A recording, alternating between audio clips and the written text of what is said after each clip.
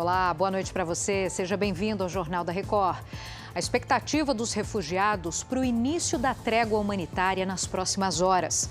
Estados Unidos recusam oferta de caças da Polônia para enfrentar a Rússia. Supremo decide que bens do fiador podem ser penhorados por atraso de aluguel. É agora, no Jornal da Record.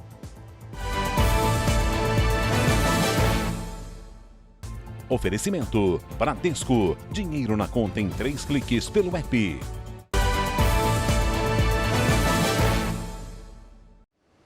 Começa na madrugada desta quarta-feira, às 4 da manhã, pelo horário de Brasília, o cessar-fogo em 5 cidades ucranianas para retirada de civis.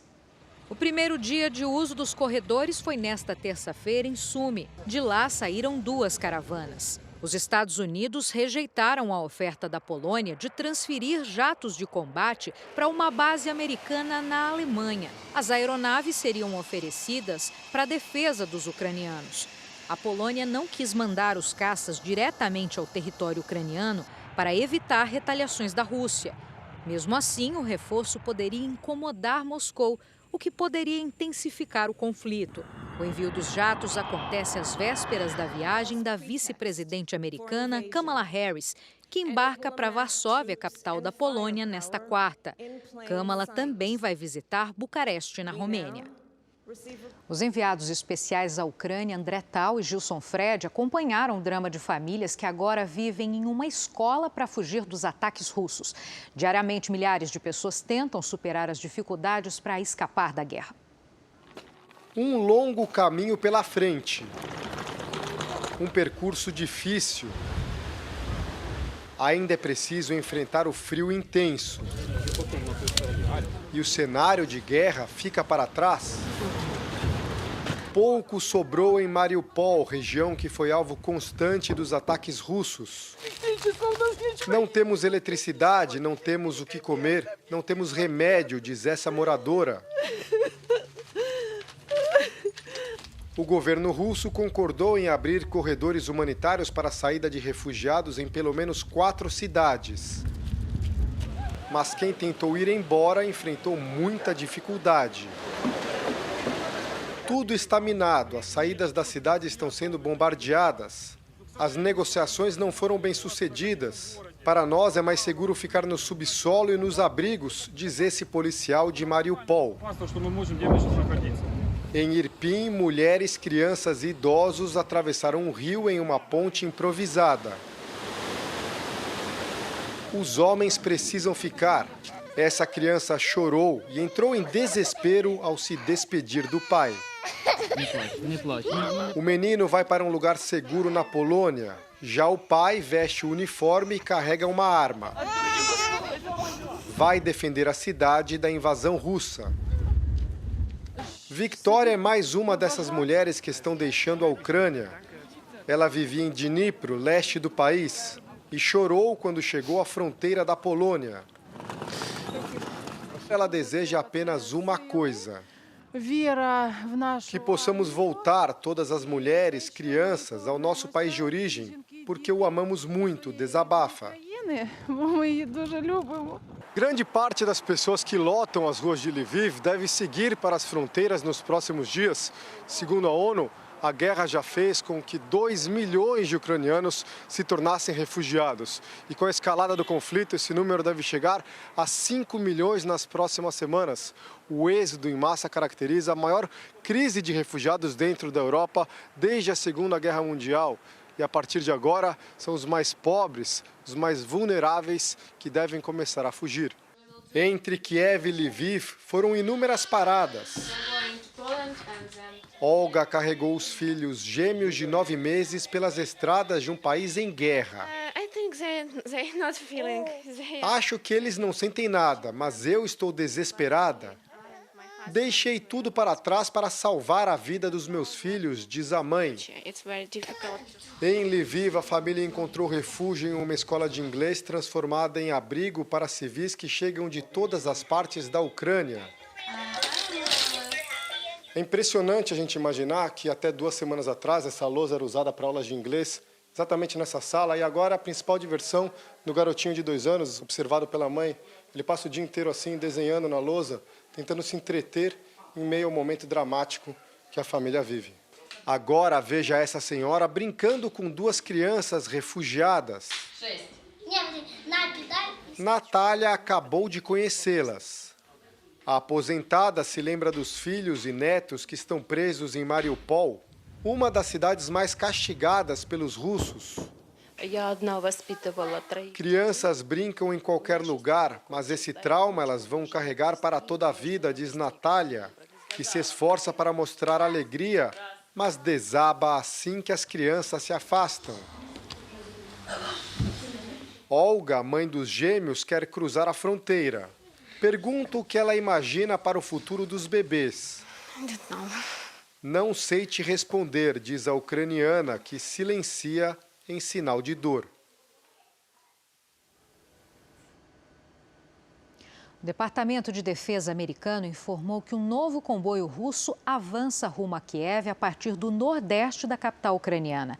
Segundo o órgão, os veículos militares estão a 60 quilômetros da cidade. Enquanto isso, a coluna militar de 64 quilômetros de comprimento continua parada. Ainda de acordo com o Pentágono, um terceiro comboio está bloqueado em Chernihiv, a 150 quilômetros da capital ucraniana.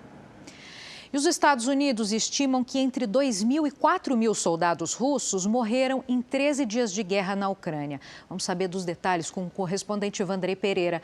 Boa noite, Vandrei. Olá, Giovana, muito boa noite. O número é diferente do divulgado pelas autoridades ucranianas, que acreditam que mais de 12.000 russos já foram mortos. Bem, segundo o diretor de inteligência do Pentágono, a invasão da Ucrânia foi mal planejada, uma vez que o governo russo não mobilizou o apoio logístico necessário para alcançar o objetivo de ocupar o país vizinho rapidamente. Já o diretor da CIA, Agência Central de Inteligência, afirmou que o presidente da Rússia, Vladimir Putin, está frustrado por não conseguir controlar a capital ucraniana em 2 dias. Por causa disso, o órgão acredita que as próximas semanas serão muito duras, porque é esperado que a Rússia dobre o potencial militar em Kiev. Bem, um relatório americano revelou que as forças russas se preparam para atacar Kiev em até 4 dias. Giovana. Obrigada pelas informações, Vandrei. O presidente da China pediu contenção máxima no conflito entre Rússia e Ucrânia. Xi Jinping conversou com o presidente francês Emmanuel Macron e o chanceler alemão Olaf Scholz. Xi reiterou que é contra as sanções internacionais e afirmou que as medidas tomadas contra Moscou vão provocar danos a todas as partes. A China já anunciou que está disposta a mediar um acordo de paz entre os dois países. Em Santo André, na Grande São Paulo, um brasileiro e uma ucraniana, marido e mulher, tentam resgatar a mãe e a irmã dela na guerra. Celular na mão e olhos abertos quase 24 horas por dia. Assim tem sido a rotina do brasileiro Ederson e da esposa dele, a ucraniana Maria, desde que a guerra começou. A gente ficou praticamente 4 dias sem dormir, só pensando no que está acontecendo, vendo as notícias, o tempo todo no celular. Maria é de Kharkiv e tem acompanhado de longe o drama da mãe Valentina, de 68 anos, e da irmã Oksana, de 37, que tentam deixar o país. O bairro onde elas moravam foi bombardeado. Essa foto postada em uma rede social mostra o estado em que ficou o prédio vizinho. Pela tela do celular, a ucraniana vê parte de sua história desaparecer a cada dia. Tudo que eu vejo destruído, a escola onde eu estudava, lugares onde eu passeava com meus amigos, bem difícil ver tudo isso. Com a aproximação das tropas russas, Valentina e Oksana deixaram a cidade na última quinta-feira. Elas foram de trem para a cidade de Lviv, na fronteira com a Polônia. E desde então estão em um apartamento emprestado por amigos do Ederson. O Ederson e a Maria conseguiram dormir um pouco mais tranquilos desde a invasão russa. É que um amigo brasileiro do Ederson, que mora na Polônia, prometeu que vai buscar a mãe e a irmã da Maria na fronteira. E isso deve acontecer nas próximas horas. A ucraniana espera ter a mãe e a irmã aqui no Brasil. Longe da guerra, elas irão finalmente conhecer a Estela, de 1 ano, e o Benjamin, de 2 meses, filhos da Maria e do Ederson. Poder ter uma refeição digna, poder descansar e aproveitar os tempos com eles agora. Mais atualizações da guerra, forças ucranianas conseguiram destruir veículos blindados russos perto da cidade de Sumy, no nordeste da Ucrânia. Vídeos divulgados pelo exército ucraniano mostraram tanques destruídos no local. Soldados também recolheram munições do comboio. Na segunda-feira, um ataque aéreo russo deixou ao menos 21 civis mortos na cidade. Sumy foi a primeira passagem para a fuga de ucranianos depois do acordo de um corredor humanitário. A invasão russa à Ucrânia pode ter efeitos graves para a economia do Egito. Os prejuízos podem passar dos 900 milhões de dólares, o equivalente a quase 5 bilhões de reais, só em contas de importação de trigo. Quem explica para a gente é a correspondente Bianca Zanini. Cerca de 70% do trigo aqui do Egito é importado da Rússia e Ucrânia, o que faz aumentar os temores de um possível desabastecimento caso a guerra no leste europeu se prolongue. E o custo do produto aumentou quase 40% este ano. Já o milho registrou um aumento de quase 30%. Essa alta piora ainda mais a crise de fornecimento que começou no início da pandemia. Representantes do governo egípcio disseram que a disparada nos preços do barril de petróleo também afeta diretamente o país, já que a Rússia é o terceiro maior produtor mundial de petróleo e de combustíveis líquidos. Do Cairo, no Egito, Bianca Zanini. Aqui no Brasil, o governo de São Paulo deve anunciar nesta quarta-feira mudanças nas regras para o uso de máscaras no estado. Pedro Leão traz os detalhes ao vivo para a gente. Boa noite, Pedro. Boa noite, Giovana, a todos que acompanham o Jornal da Record. O anúncio deve acontecer na manhã desta quarta-feira, durante uma entrevista coletiva na sede do governo de São Paulo, Palácio dos Bandeirantes. O uso de máscaras vai passar a ser opcional em locais abertos, como ruas e parques, mas a obrigatoriedade será mantida em ambientes fechados e no transporte público. O governo ainda estuda como as mudanças vão ser feitas nas escolas. Os índices de contaminação pela Covid-19 estão em queda e o percentual de vacinação está alto. O estado tem 83% da população com a imunização completa. A obrigatoriedade do uso de máscaras começou há quase 2 anos, em maio de 2020, aqui no estado. Giovana? Tá certo, continuamos acompanhando. Obrigada, Pedro. Vamos para Brasília agora. O Supremo Tribunal Federal formou maioria para autorizar a penhora de bens de famílias de fiador de locação comercial. Então vamos falar com o Matheus Scavazini. Oi, Matheus, boa noite. Boa noite, Giovana. Mais de 320 processos semelhantes estão parados em todo o Brasil aguardando essa decisão. O julgamento é realizado em plenário virtual.